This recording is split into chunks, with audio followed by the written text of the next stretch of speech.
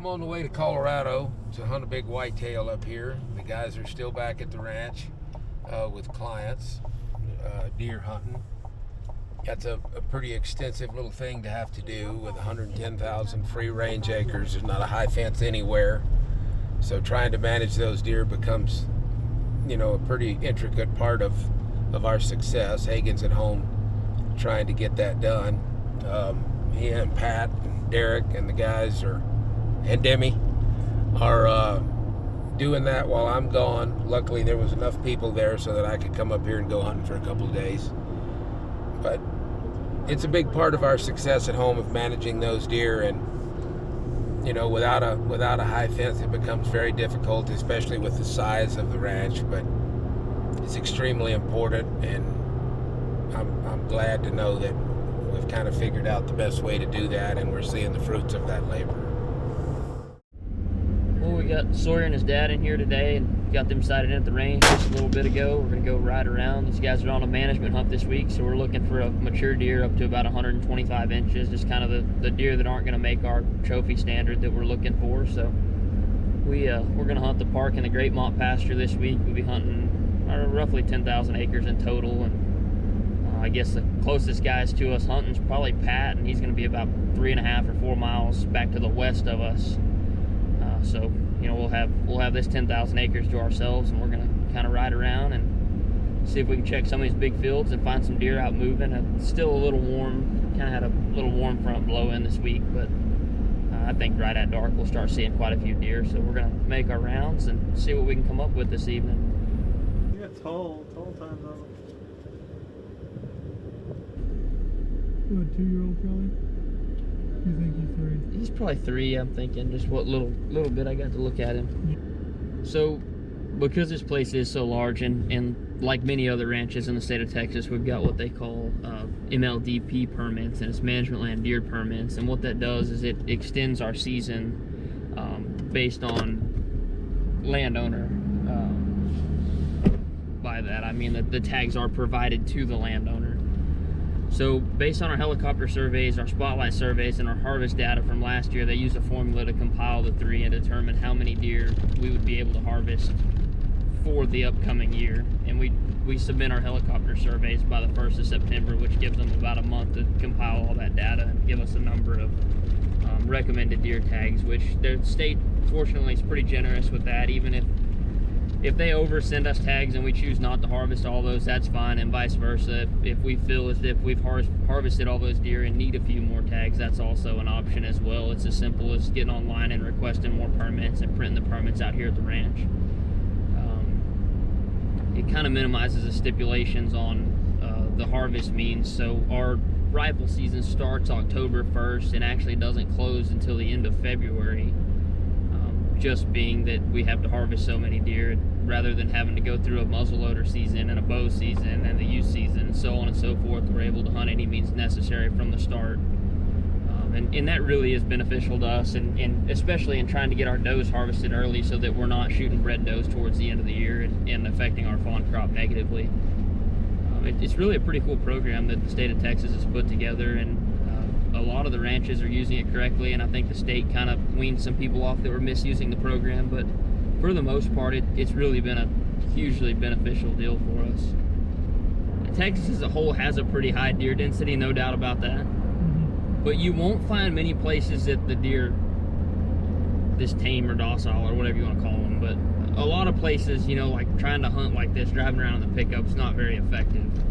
Yeah.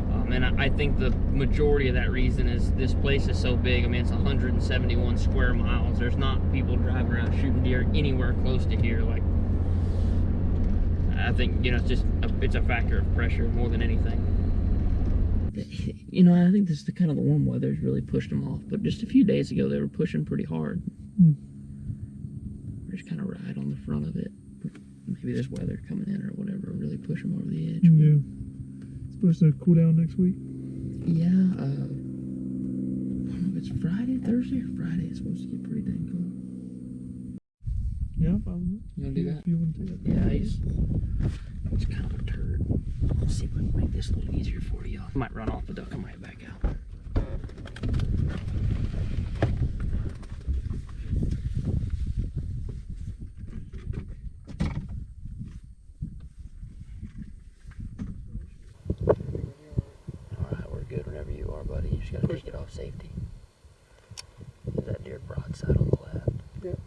straight up that front leg. Stop. Still good. Smoked him. Good shot, bud. Thank you, sir. So the reason we ended up harvesting this deer, he's a 2-year-old 6-point, which by our management practices, I mean, at 2 years old, he minimally needs to have 8 points for what we're doing.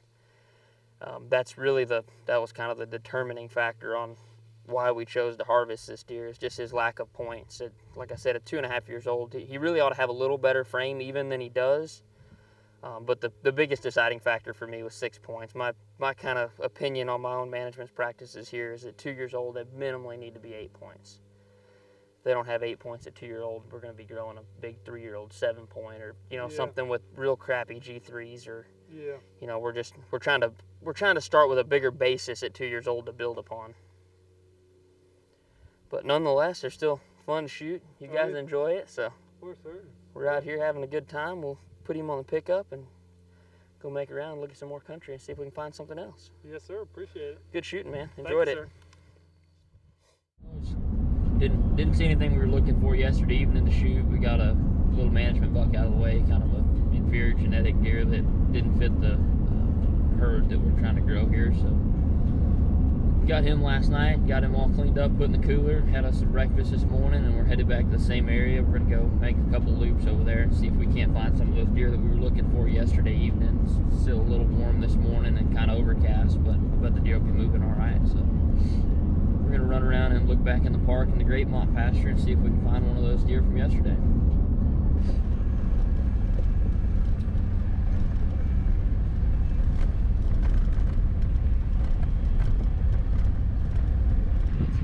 Road here will kind of sneak us into the back side of that field we looked at later yesterday evening. The deer were real wild in. Mm-hmm. Yeah, we did see that one decent buck. Yeah.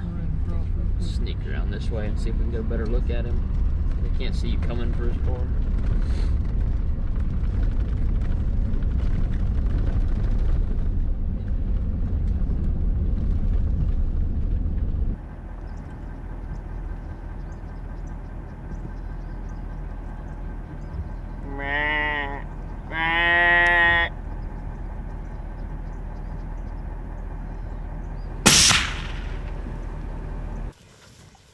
Heck yeah.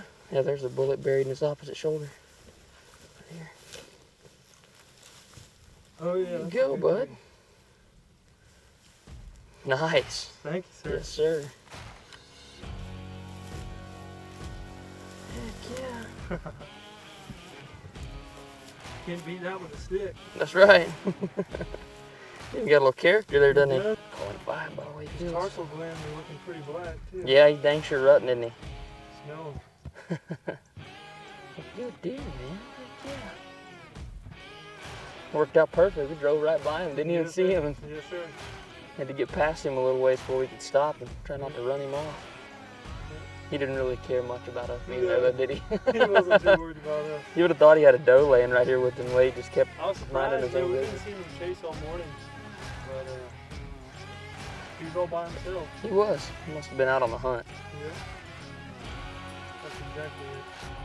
That's dang sure. Good deer, just not quite what we want breeding. I mean, Yeah. got good brows, or just an old mature 8-pointer. Kind of one of the inevitables. You can't get rid of all of them. There's always going to be 8 points that slip through the cracks, but For sure. he's cool, man. He got a lot of character. He's pretty deer. Got nice chocolate antlers on him. Yes, sir. Well, congratulations, man. That was Thank you, fun. sir. Yeah, Appreciate it. heck yeah. Take him back and get him put in the cooler. Sounds like a plan. Managing deer is something that everybody does a little bit differently. What works in one place doesn't necessarily work in another, but we really appreciate you guys watching us, kind of getting a little insight on how we do it. We sure hope that maybe some of the ways that we do it will work for you. We really appreciate you watching us, and if you have a chance, please like and subscribe to our channel and be looking for our next video to come out soon.